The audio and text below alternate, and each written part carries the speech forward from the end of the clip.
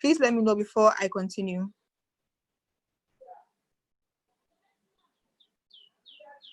Okay, right. All right, thank you so much. All right, thank you. Okay, so who is Dr. David Odhiambo? Honestly, he's a great person, and I had the chance to meet him in Uganda last year. Yes, at the African Pharmaceutical Symposium in Uganda. He's a very knowledgeable person and a very friendly person. And I think after today, you all justify what I have just said. So let me read something small about him.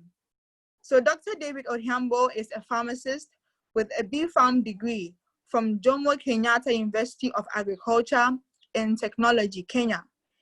He served as the president, Pharmacy Students Association of Kenya, called KEFSA. Just as ours is called GPSA, theirs is KEFSA. The umbrella association that represents pharmacy students and recent graduates in Kenya. He was also the clerk of Jomo Kenyatta University Students Association, among other leadership positions. So this is a very great person we have here today. He is an ardent health advocate with an inclination to pharmaceutical and health systems strengthening, rooted on social accountability and responsibility. He is the co-founder of Reculture Health and Social Innovation, a social enterprise committed to championing for and inculcating a culture of active citizenship and social responsibility among youth with regard to health and general well-being. He currently interns at Kenyatta National Hospital and doubles up as the administrative assistant. Kenya Association of Pharmaceutical Industry, KAPI. Before joining KAPI, Odhiambo worked for Kenya Healthcare Federation as a project assistant, where he was instrumental in the development of the 2019-2024 Kenya Healthcare Federation Strategic Plan. So Kenya Healthcare Federation Operations Manual and hosting of the 8th East Africa Healthcare Federation Conference, 2019. Odhiambo believes he has a responsibility to leave the world better than he found it. And this is the cornerstone of whatever he does. So this is someone who is very keen on equality when it gets to healthcare. He believes that everyone should get equal treatment. And he seeks to see the world a better place than he met it. So tonight we have a very wonderful person in our midst. He is once again Dr. Odhiambo David, and he is taking us through the topic, accelerating progress towards universal health coverage and SDG 3. And what is SDG 3? SDG 3 is good health and well-being. Okay, someone says something to see my face, so I've turned on my camera. So SDG 3 is good health and well-being. So I'd hand over to Dr. David Odhiambo straight away, so he takes it on from here. And Dr. David, the floor is yours.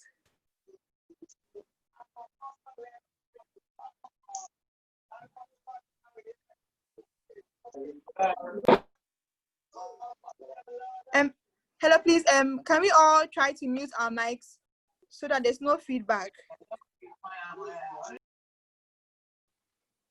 Yes, please. Thank you so much. Dr. David, the floor is yours. Thank you so much, Priscilla. Hi, everyone. Can you all hear me? Yes, we can hear you. Perfect. Thank you so much. So my lighting is not the best it can be, but I'll be projecting my screen. So I hope we'll have a great session discussing all these together.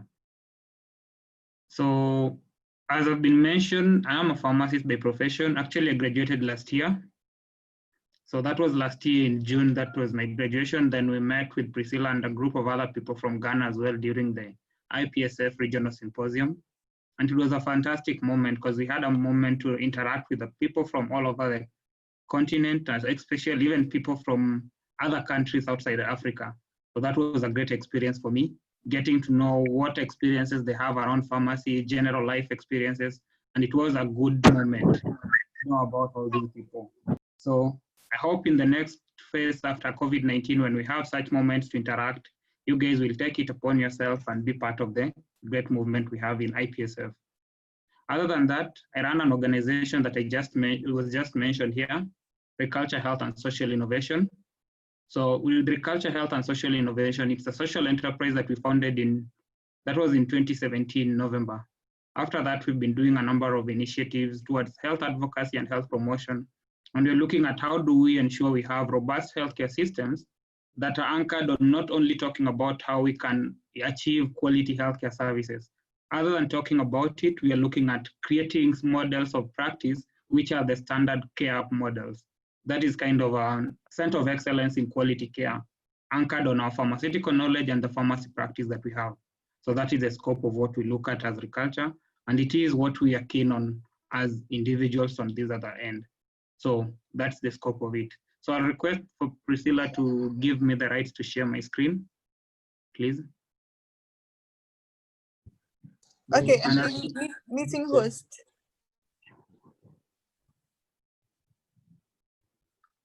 Hello? Yeah, David, please hold on. I'm getting the meeting host to do that for you. Okay. That's fine, thank you. Okay.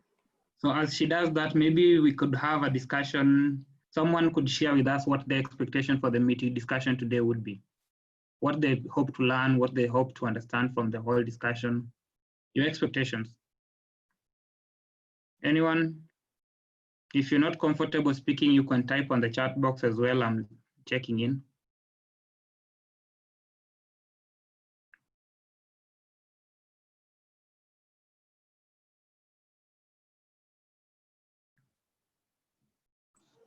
Uncle Coffee, please share with us something. Oh, Bright. I see Bright is also here.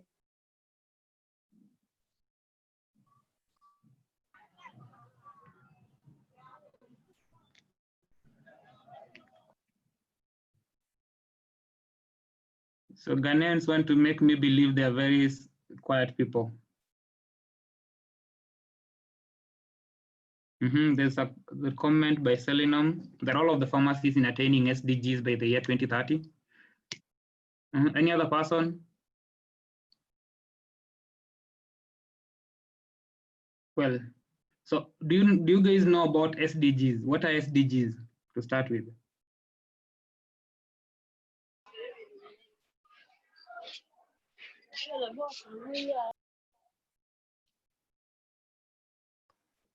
David, are you able to share your screen now? Yes, I am. Okay. And I'm just putting it up right now. So it's like your people don't know about SDGs, which is discouraging, but we'll have to deal with it. Oh, we're just shy people, that's why we are shy. Oh, yes, sure. You're not like Kenyans. You make a lot of noise.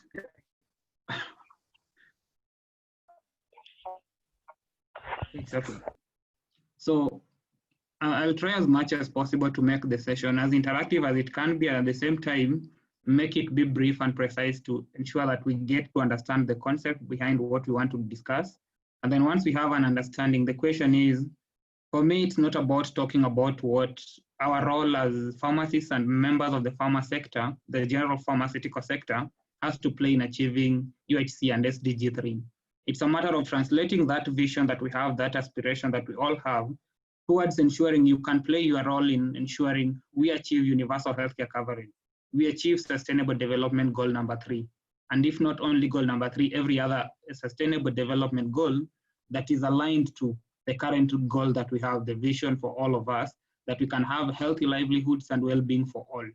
So that would be the key thing that I personally, as a person, I would be interested in.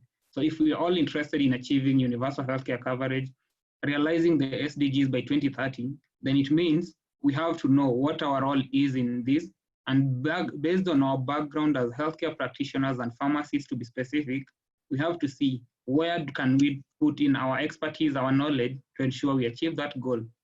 So that is the scope of what I'm going to look into. So as I mentioned, Reculture is a social enterprise, was founded in 2017 November, and we've been doing work, especially our track areas have been on mental health and care, access, non-communicable diseases, sexual reproductive health and rights, pharmaceutical service provision, and system strengthening. Then we have human resources for health and capacity building. So with that, when you look at— Dr. David, yes? I'm sorry to interrupt, but my people say you're speaking too fast, so please could you take your time for us? Okay, thank you. Yeah. So what I was saying, the number of programs that we've been running have been on mental health care and advocacy, improving access to care for the mental health conditions. They're even creating awareness. Then we have non-communicable diseases that will include diabetes, hypertension, cancers, and all that. Then we have sexual reproductive health and rights, where we look at access to sexual reproductive health services, information, that is the comprehensive sexuality education, and ensuring there are facilities that are offering requisite sexual reproductive health services. Then we move to the pharmaceutical service provision and system strengthening.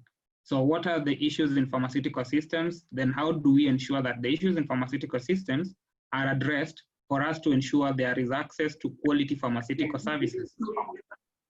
Other than that, we have the human resources for health and capacity building arm of our work. So for example, even now when we are discussing these issues about our role as the pharma sector in achieving universal healthcare coverage and sustainable development goals, it's a component of capacity building. You need to know what needs to be done. You need to know about the aspirations that we have as a globe. Then once you know that, how do we enable you achieve that goal? So building the competency and the ability in you to be able to do that is another track of what we do as agriculture. So that's the overall overview. So in this discussion, our focus would be on what are the aspirations of SDG 3 and the aspiration of UHC 2030 agenda. Then what are the components of the pharma sector, the pharmaceutical practice, and the role of the pharma sector in realization of SDG 3 and UHC aligned to the pharmaceutical practice in the current space. Then what's the way forward? What can you do? What can I do? And how do we make it sustainable for all of us to achieve our goals? So that is a very important bit. So in introduction, the SDGs, as I mentioned earlier, these are sustainable development goals. They are a set of goals and aspirations that were formulated by the United Nations Development Programme following the expiry of the Millennium Development Goals that ended in 2015. So after the 2005 to 2015 Millennium Development Goals, the 10-year plan, weren't achieved, then we have formulated the Sustainable Development Goals, and there are 17 of them. Of these 17, the most critical one that we are looking at is the SDG number 3, good health and well-being, to ensure we have healthy lives and promote well-being for all at all ages. So healthy lives doesn't mean you're offering care to an individual in the hospital. When I come to your facility, when I come to your pharmacy or to your clinic, I'm not healthy. So that is not the main cornerstone of quality care. Quality care comes from me not being sick, preventive, the disease prevention, that is the health promotion component. And if those two fail, then I become sick. I need to be able to receive quality care in terms of the treatment that I need. After that treatment, if I'm disability, I should be able to get rehabilitative services. And then if the pain is severe, palliative support. So all these are components of ensuring we are healthy and we live, our well-being is taken care of, our general wellness. However sick I might be, I should be in a position to live a quality life. And that is where they have the quality associated life years and the disability associated life years. So the CALI and the DALI. But for this case, we look at the quality associated life years. What is the quality of life you live? And if we can ensure those are attainable, then we would be talking about a healthy lives, healthy community that is, and well-being for all at all ages. Very critical. So when we look at the SDGs, the universal healthcare coverage component came as the route for us to achieve SDG 3. So what was the UHC plan covering? It was equity to ensure whether I'm broke, I'm rich, or whichever place that I come from, I come from a community that is not financially able, a developing country and all, I'm still able to access quality healthcare services without having to suffer financial hardships or catastrophe. For example, someone from a developed country, let's say China or US, they're able to afford the quality of care they need. What happened to someone who comes from Kenya, where I am, or someone in Ghana, probably in one of the remotest of villages, who might not be able to have the financial ability to take care of their needs? So we need to ensure that the financial protection is there for each and every individual.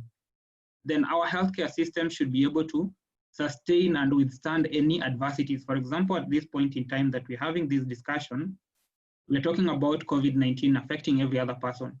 Do we have the resilience so that we can withstand any unexpected outcomes that might be coming into our health systems? The public health preparedness, the system adaptability, and sustainability. Then we have community capacity. Other than that, we have the accountability component. Accountability calls on each and every person who is mandated to do a particular thing, being able to do that which is expected of them. And when they are doing it, it is as is intended by other people. For example, we have, in our country, we have a discussion last week where we're talking about health communication. And we talk of politicians and different leaders coming to us and telling us what they want to do for us, yet it doesn't factor what we really need as individuals. Then it means it's not serving our purpose. It's not meant for us. So accountability means we have to be determining what needs to be done. We get leaders who are able to do what we want them to do for us in terms of serving our healthcare needs. And when it's already done, we can account for it. We can ask them to give, like, for example, if it's the budgetary issues, it's transparent in terms of how resources have been used. And we monitor to see, we wanted access to hospitals. We have hospitals in our space. These hospitals need healthcare workers. They are available. That is the accountability, monitoring and evaluating that everything is as required of us. Then we move to the efficiency component. How efficient are we in terms of the quality, in terms of when you get to a hospital, how long does it take for you waiting in the emergency section, emergency department, ER? So once you move from that point, the movement getting into a hospital, you're taken care of with speed, the quality of care you receive is optimal, and then all that quality and everything that is integrated in ensuring the experience as an individual is better, then that is a very efficient system. You need access to, let's say, medicines in a pharmacy. When you go to that pharmacy, you get the quality care that you need in terms of the communication. Actually, I've mentioned quality, which is another component as well. But then you get the quality in terms of pharmaceutical counseling and consultation that the pharmacist or the practitioner at the outlet offers. Other than that, it is a swift way that you feel like everything is working as you want it. Optimum outcomes, lowest time, and lowest cost. And that is where we talk about it now in the pharma area. We'll talk about expiries, spoilages, and all that, proper handling of pharmaceutical products. So UHC was the route for us to attain SDGs. And SDGs was the aspiration of all the nations of the world towards ensuring everybody can live a healthy life and they have healthy and quality livelihoods, actually. So what are the aspirations of UHC and SDG 3? I hope we are together now up to this point.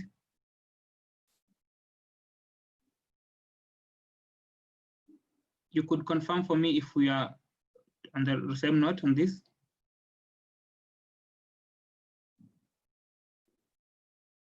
Yes, we are. Perfect, thank you. So when we talk about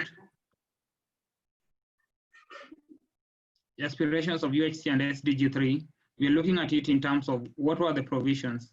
UHC means that every individual and communities have access to and receive health services that they need without suffering financial hardship. So you as an individual, when you are sick, you can get access to the services. And we're moving from individuals seeking care from hospitals to the communities being kept healthy. And that's why we have movements around non-communicable diseases. Can we adopt healthy lifestyles? Healthy lifestyles will not be at a personal level. It will be at a personal level, but it has to involve the whole community, the motivation, the nutrition status that are around that is influencing how people eat.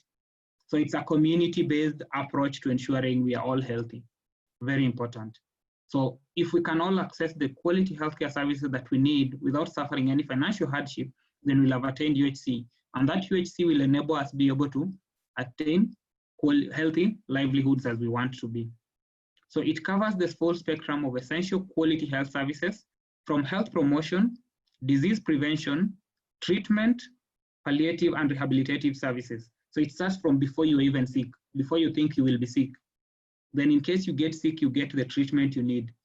Once you get the treatment, there's the palliative, the supportive care when you are feeling unwell.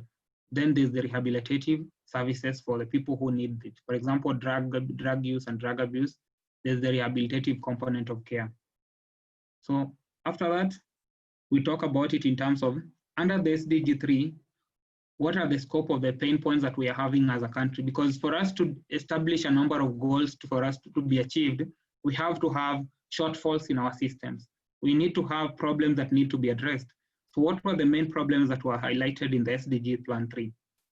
Reproductive, maternal, and neonatal health. That was mortality less than 5-year-old was still high. However much there have been improvements since the MDGs were put in place in 2005, there were still challenges that were there. We had high mortality rates for children up to 5 years, maternal complications at delivery, lack of trained birth attendants. Those were issues that were compromising on quality of care. And that is why there's so much that is done by the UNFPA, United Nations Population Fund, looking at how do we improve the quality of deliveries, pregnancy, and all the issues around it. So that is one of the key things. Non-communicable diseases. As people get richer all over the world, our livelihoods also change and our lifestyles changed. With changing lifestyles, there was now the increasing burden of non-communicable diseases. If we can remember, like for example, Priscilla, when you are in Uganda, we are talking of a changing epidemiological profile. We were used to having infectious diseases as an African context, but now we are moving from infectious to non-communicable diseases, and they're increasing at an alarming rate. We have high rate of diabetes, high rate of hypertension, and some of the other cardiovascular, stroke, coronary artery disease, and all that. And beyond that, we are now even having a burden of mental health, which is coming into place. So all these issues are pain points that needed to be addressed. Drug and substance abuse, with increasing influx of opioids and narcotics as well. So these are some of the things that we have to factor, and these are some of the pain points that were realized that needed to be addressed at that particular point in time. And I know even now on issues on mental health, not much of African countries have adopted a policy on the same. Kenya, we had our first one in 2015, and up to this point, there hasn't been much of implementation of the policy. It's now that still there's advocacy to ensure it's being adopted and implementation is taking root. What about your country? If it's not being done as it should be, then there's need for more action to ensure that it's being followed into. Then other than that, we had other pain points. HIV/AIDS, there is TB, malaria, neglected tropical diseases, the NTDs, and other infectious diseases, because we still have people who are suffering from cholera. We have people suffering from typhoid. We have people suffering from the common H. pylori. Infectious agents are still causing disease. So how do we address those issues? So those are still pain points and we need to look at them as well. Sexual reproductive health and health services. In that area, we're looking about abortions, unwanted pregnancies. And these are issues that however much we try to run away from them, we try to act like our African context doesn't allow us to talk about issues on sexuality, sexual reproductive health, sexual education and all. They still happen in our context, and we have to give a solution to these issues. In terms of financial protection of individuals and communities, we realized that the cost of care was exponentially rising day by day every year. And with the rising cost of care, the economic status of everyone wasn't improving. Actually, when you look at it in terms of over the last 20 years, the gap between the richest and the poorest in the community have even widened. And the people who are getting richer are a little percentage, maybe around 5 to 10%, who are getting maximum of the world's global wealth. So how do we take care of those people who are on the lower scale of the economic divide, who also need access to quality healthcare services? So there is need for that financial protection. Then there's research and development. Most of the diseases that are coming up, and even some of the neglected tropical diseases, for us to respond to them, we have to get an understanding of them. Then once we get the understanding, we can develop products, pharmaceuticals and chemicals that can help in treating them. Other than that, there is the operational research to ensure these are the people, for example, HIV/AIDS patients are still dying from HIV/AIDS. Reason might be because of stigma and related.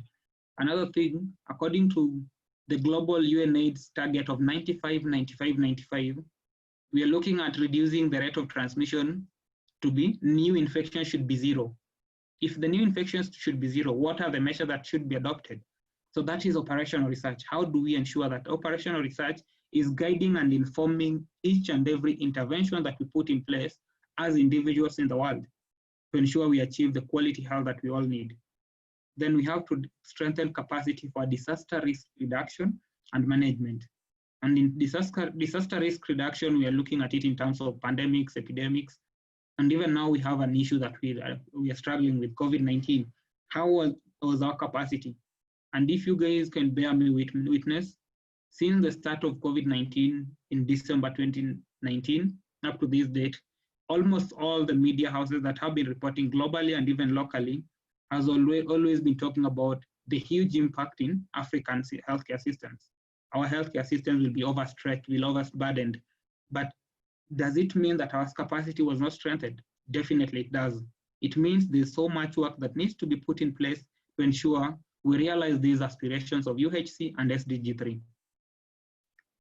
Having captured that, I think we all are together and we can say we know the aspirations, we have an understanding of the aspirations that were outlined in the UHC and SDG 3 goals for the Sustainable Development Goals. So if we look at those, how do we solve these issues and what is our role to play at the pharma sector? We have human resources. In this meeting room, we have 22 people now. And of the 22 of us, we are either pharmacy students, we are either pharmacists, or we are affiliated to pharmacy in some way, either lecturers or something of the kind. So we are human resources. We have knowledge, we have an understanding from the communities where we come, and we have a responsibility in how we can contribute to the whole model. So there's the human resource component. Other than the human resource, which is you and me as healthcare workers, we have the research and development component of it. We can do all the forms of research as I mentioned. There is the operational research in the local community, the social science bit of it. Then we have the analytical in the lab work. When you're analyzing a chemical product, you're analyzing a plant extract, a mineral ore that has a therapeutic efficacy. For example, it has been used in the traditional medicine. So if that is something that you can work on, that is going to help us in addressing the needs because we get new products from research and development. Once we've researched on it, we've analyzed the component, and now we have it in place, we can move now to the production. That manufacturing of the pharma product is a key component because it creates employment. You're able to afford your needs as an individual based on that production, improving your healthy livelihood and even your well-being as a person. Then other than the production, there is the supply chain component. And in the supply chain, we look at it in terms of raw materials getting into the production plant, they're being processed, and after being processed, they get to the final product. That final product is packaged, all the documentation is done, and it moves from the manufacturing plant to the end user. It means distributors, wholesalers, retailers, up to the patient who is consuming that product. Whether it goes through a healthcare practitioner or not, we look at it up to the patient level. So that is the whole supply chain. What role can you play in that spectrum in terms of the quality, distribution practices, good manufacturing practices, and all good warehousing practices? We have to know what role we have to play. Then there's another component, which is finance. We might not talk about it as much in our clinical training and our pharmacy training, but finance is key. For you as a healthcare worker to do your job, you need to be paid to be able to afford your livelihood. So finance is a key thing. We look at all the research and development component, equipment, and even the resources that you need to move from one place for the social sciences. There is finance bit of it. For any production line, manufacturing plant, any tools of production, from land to everything, there's resource finance. The supply chain spectrum, there's a finance component to it. So all these are fueling it, and even in terms of now for you to sell that product, there is the exchange of money and the product and money and the service that you are rendering. So that's another component that we have to look at. And you have to ask yourself, as a pharmacist, as a pharmacy student, in the next phase, can you play a role in ensuring that the financing component of the pharma sector component is met as it should be? If that is done, the financing is optimal, then it means the quality of products that are getting to the market are better. The pricing does not prohibit patients from accessing the quality products that have been developed by people who are passionate about ensuring the quality products are available. So you can look into that. Then technology, we are in the technological era, and technology spans almost everything as well. So how do we ensure that we use technology for the right reason and for the right purposes to ensure everybody can have access to quality, safe, and affordable healthcare services when and where they need them? Then regulation spans everything again, and that is why I had it on the other end. Before you even start having healthcare workers, there is a curriculum. There is a training institution that has to be accredited for it to operate and train you. So all that up to the end product where it's being used by the patient. If there's an adverse drug event, there's a reporting mechanism. That is regulation and policy. So we have to be cognizant of the regulations and the policies that are in the space that are regulating how we practice as healthcare workers.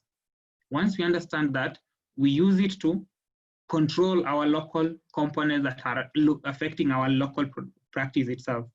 And that human resource even gets to where you are dealing with your patient, pharmaceutical care. And when we move at it, all these components, when we do it, it's for the patient and for the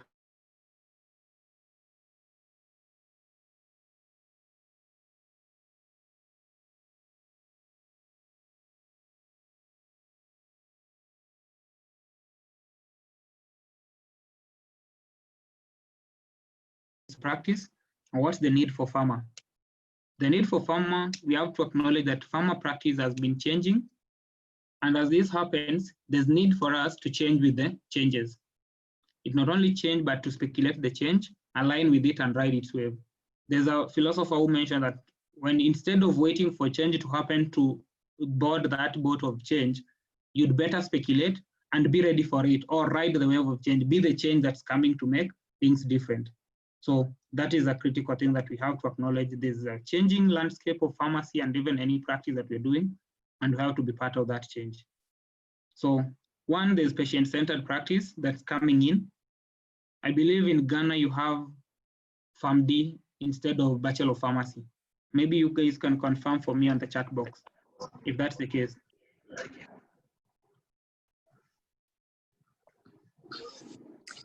Yes. PharmD or BPharm? We have PharmD basically, but some schools still offer BPharm. So we have both here. Okay. So that is something that we have to acknowledge. Our training, there's that transition from just offering products, BPharm and all. Now there's the clinical pharmacy component, which is gaining prominence. And even in our country now, we've been having BPharm, but now the Pharmacy and Poison Board, our regulator, has adopted the PharmD in their strategic plan for 2020-2025. So definitely by the end of that period, it might become the mainstay. Then, as you all can acknowledge, in African context, there's the move towards local pharmaceutical manufacturing. If you can check your website online on African Union Department for Development, the United Nations Development Agency, UN NEPAD, they've been having and moved towards local manufacturing, and there are even protocols that have been established to facilitate this move. However, it hasn't taken root.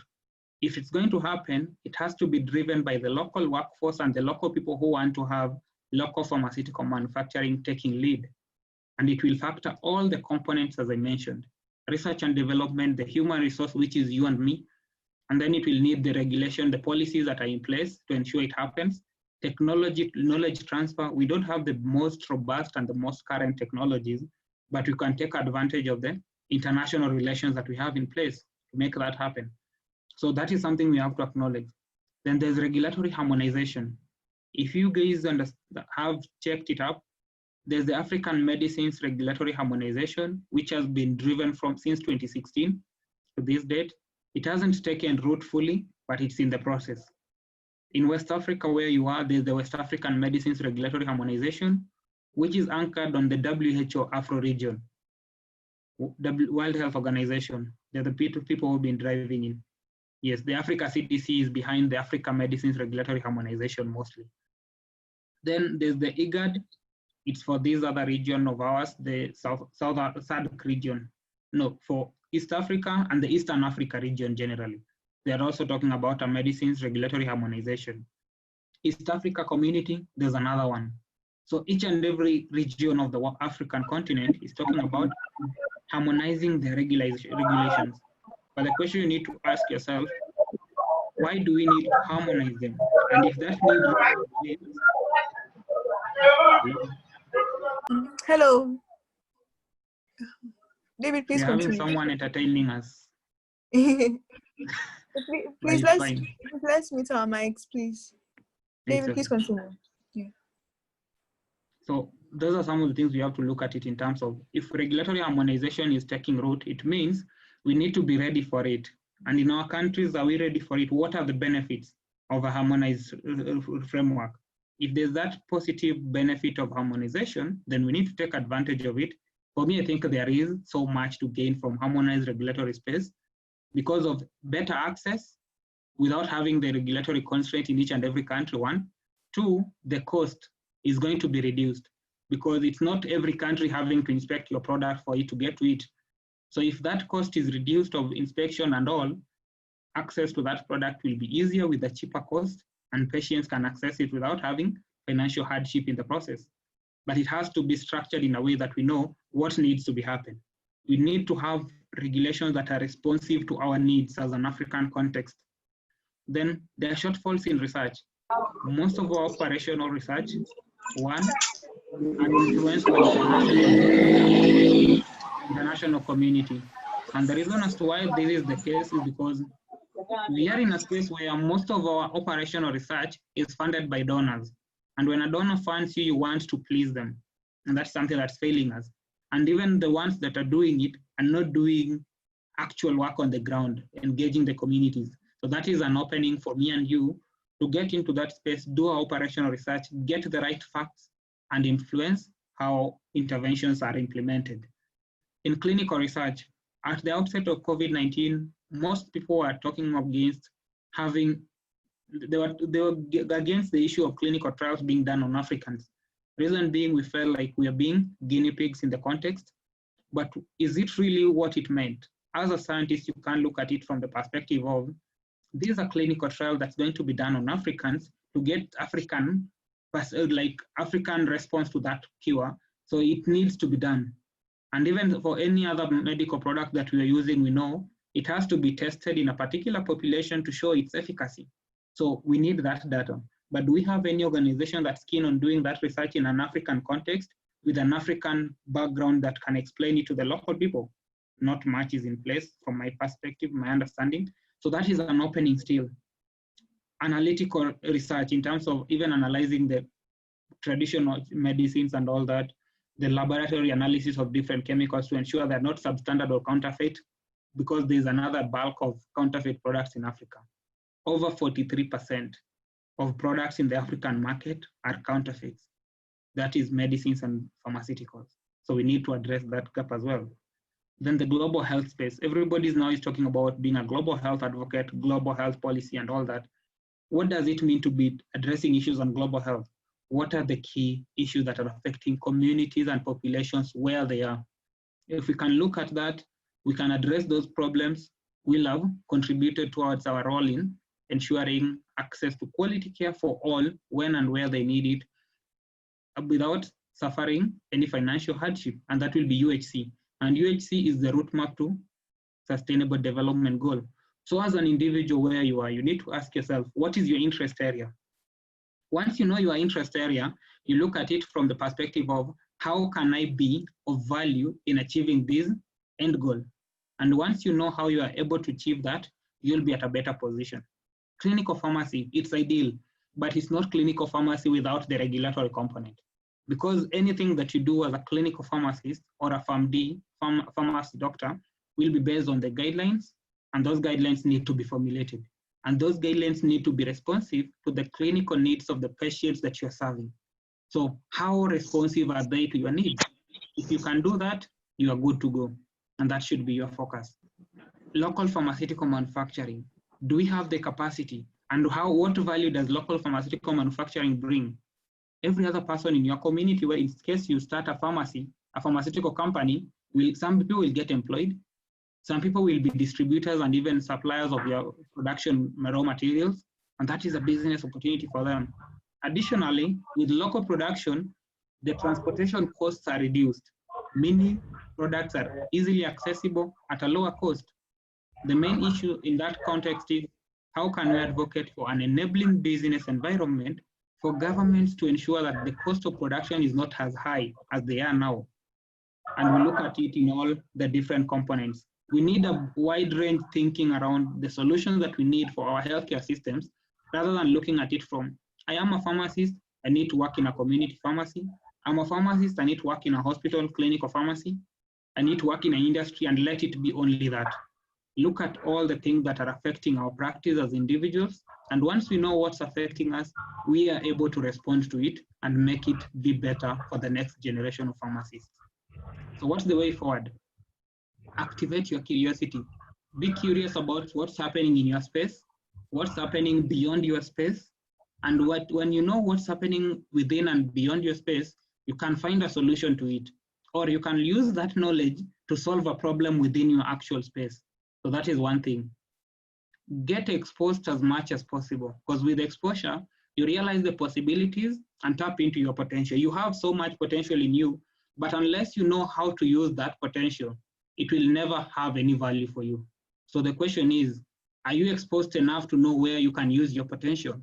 If you're not exposed, you might die with all that potential, which will be a loss to every other member of the human race who wants to achieve UHC, which you would have helped them get to.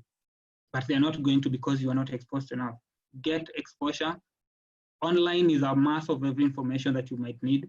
Get to see what's happening. Act where you are. When you're a student, you learn in school, you get exposed to some of the people within your environment. You have lecturers. Get to interact with them. Get to learn what's happening. There are local conferences that are happening. What can you gain about it? And this is something that you have to know how to do. Play your part and grow with that change to higher levels. What you started doing when you are in your college, in your university, is what will open doors for you in the next phase. So how are you doing it? If you're not doing anything, probably you'll be leaving school and you're hoping, where do I get the next job? Where do I do this? It might not be easy, but if you started pushing yourself out and seeing what potential is out there, you can do something and you can position yourself to be the next phase of change that we are hoping for in the healthcare space. Then academic training should be more responsive to market needs. And when I'm talking about being responsive, it's not a matter of having a PharmD degree just for the sake of having it in the title. Are we really practicing the clinical bit of what we mean by PharmD? Are we interacting with patients?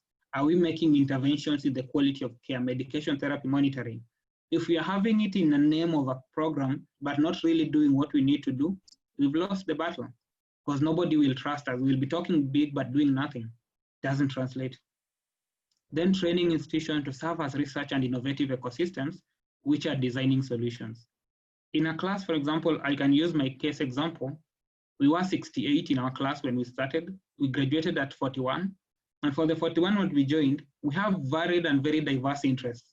If all these diverse interests had a common ecosystem where they could play their part, get solutions to which the interest areas they are into, and link them towards solving the issues in the healthcare and the pharma space, will be far much better than having a common training institution that's guiding you to doing one particular thing that might or might not be your interest area. You're losing, and everybody loses because your potential is not aligned to what you are able to achieve for it. So those are some of the things that I feel like you as a person, me as an individual on my end, we can play our part and make a difference. And one of the most amazing things that I've realized through my training and even in the first year that I'm out in practice is that as pharmacists, we are all-rounded healthcare professionals. We have a knowledge about the clinical component of care. We have the scientific bit, that is the chemistry component of it, analysis, biochemistry, pharmaceutical chemistry, and all. We have the managerial component, pharmacy management. And then we look at it in the social realms. We have issues on public health. We do a bit of it in our learning. We do about social and behavioral pharmacy. all these issues are issues that affect human knowledge, experiences, and needs. So that diversity in you as a single individual makes you an expert at what you do. You have to use those to make an impact in where you are. You are unique because you have a wide range of knowledge and you're valuable in that when you're using it. So let's do the best we can and let's make pharmacy the best it can be where we are for the betterment of the society, for the realization of UHC, and for the SDG 3. Thank you so much. And this is the last slide that I had for you from Madam Grant. It was shared by a friend of mine last week. You can't fight willful blindness by shoving information down people's throats. Facts are band-aids, they cover gaps in knowledge, but fail to treat the root cause, a lack of desire to learn. Ignorance is a choice, curiosity is a cure. It motivates people to educate themselves. So be curious, have the desire to learn. And with that, when you get the facts, they'll enable you achieve what you want to achieve. Thank you. Back to you, Priscilla. Thank you so much, David. That was very insightful. Please, if you have any question that you'd like us to ask David, please please state it in the chat box so that I read it out. Or you send an I, the letter I, so that I call you and you say the question yourself directly to him. If you want to say the question directly to him, send an I in the chat box, the letter I, so that I call you. Or you can text the question, then I read it out to him.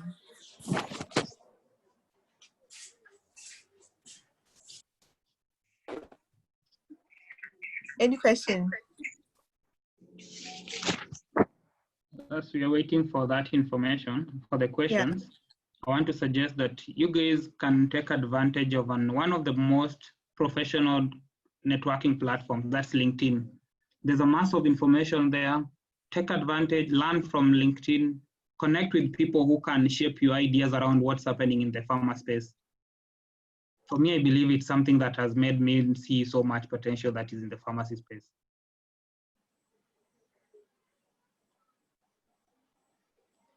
Okay, so there's a question. I'll read it out to you, David. Yes. It says, how feasible is universal health coverage by 2030 looking at the current state of Africa? I hope you got the question. Yes, I did. Thank you so much. Well, looking at the current state of Africa, how feasible is UHC? Sincerely speaking, I don't want to be the devil's advocate, but I'm 100% kind of sure that we're not going to achieve it by 2030. In the next 10 years, it will be a pipe dream. But we can put in place, within the 10 years that remains, we can put in place structures to be able to achieve it in the near future past 2030. That is in terms of looking at it in all the different facets of what builds UHC. Are people living healthy? Because the other, if social determinants of health, education, even in Africa, we still have people who are not going to school. Poverty and malnutrition is a key thing. When I'm hungry, I can't learn. So unless we solve the social determinants of health and the social factors that are plaguing our society, definitely and sincerely speaking, we are not going to achieve UHC by 2030. But we have the potential to look at how we can solve the problems. And beyond that, realize UHC 2030. And two, we have to look from within. Because most of the other things that I've realized as well, when you're talking about UHC 2030, we're looking at which country in the developed world is coming to support our vision. Which country in the developed world is coming to fund our project? It's not the case. They might fund us, yes, which they normally do, and they support us. But unless we know our problems, their money won't solve a problem that we don't know. So it means we have to know our problem first. Then when the money comes, we are solving a problem that exists. If it doesn't exist, it can't be solved and it can't be gotten rid of. So we'll always be where we are every other time unless we work towards that. I hope I've answered you, Selena.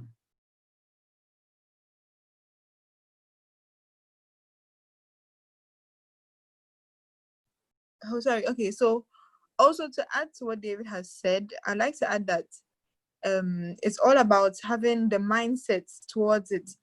And everybody working together to try and achieve that goal. Because just as he said, if we're always waiting for foreigners to come to our aid, then it means while we are waiting, we're doing virtually nothing to see the African continent and our individual countries progress. So I also think it highly depends on mindset and unity, moving towards that direction and less on dependency. And please, any other question for Dr. David?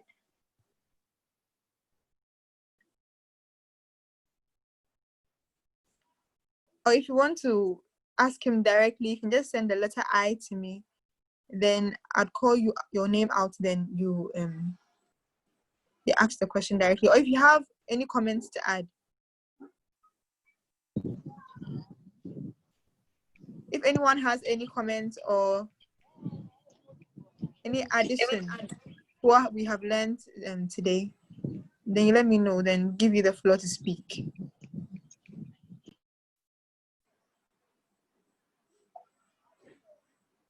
Okay.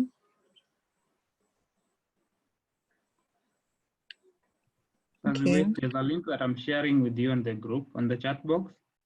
It's a link to a group we've created on LinkedIn, the African Pharmaceutical Network, majorly for sharing knowledge around issues that are affecting pharmacy practice and pharmaceutical sector generally in the whole of Africa. So you can join in and be part of the discussions. All right. Okay, Dr. David, people are asking if we can get your presentation. Is that possible? Definitely. Okay, so I'm sure you will send it to us then. So please, we will get the chance to have the presentation. And so since there aren't any questions, I'd just like to add something. Pharmacy, as we all know it, and as we've all come to know, goes beyond the counter. It's not just about us dispensing medications, but it goes beyond that. It goes beyond you just being in the community pharmacy, you just being in the hospital, and people just calling you a pharmacist. You should be able to be an influencer. You should be able to be the first point of call, not just in the community, but in every setting you find yourself. Our one lecturer told us that wherever there's a drug and there's a patient, a pharmacist is needed there. So we shouldn't overlook certain things. Every single thing that has to do with the well-being of our patients, every single thing that has to do with our patients' health is our priority. And we as pharmacists should have that at the back of our minds. If I'm not in the community pharmacy, I'm not in the hospital, and I see something that's not right, I overlook it. After all, I'm not in my lab coat anymore. No, it's with us. It's within us. We are the pharmacists. The lab coat isn't the pharmacist.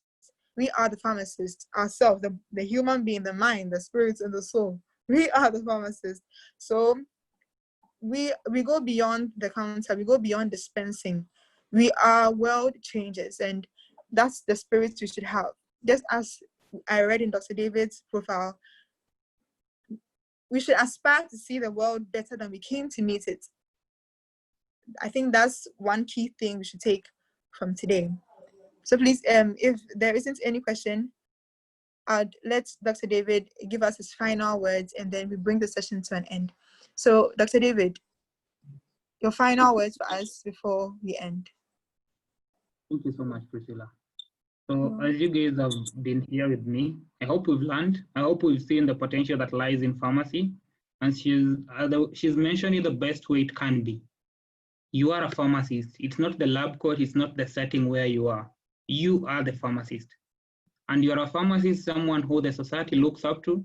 They look up to you for solutions, for care, because you are a care provider.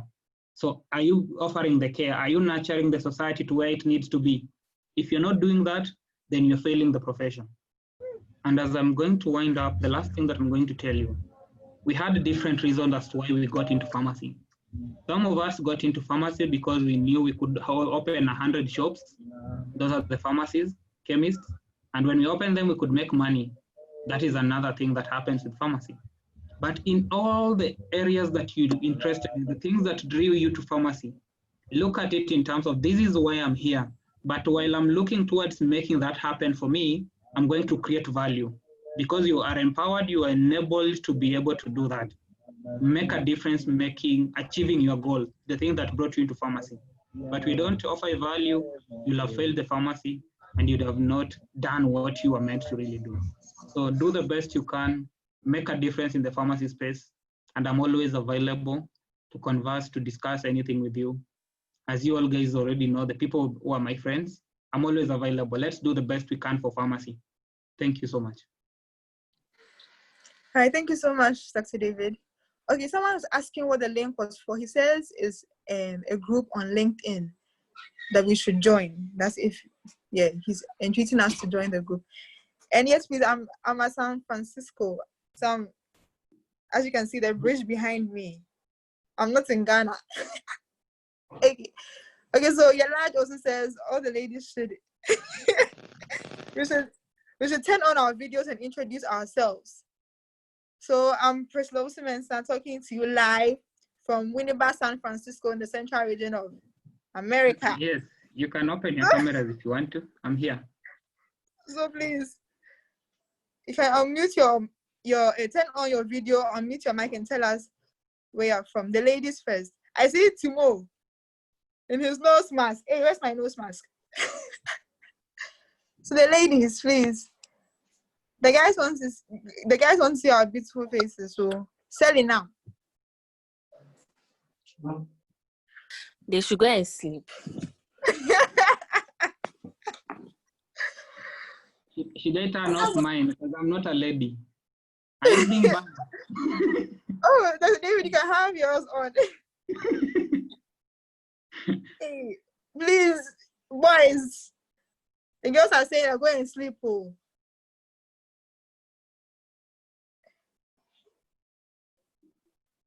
Okay, because I guess if there's nothing else, then that's it. Thank you so much for being here today. Thank you.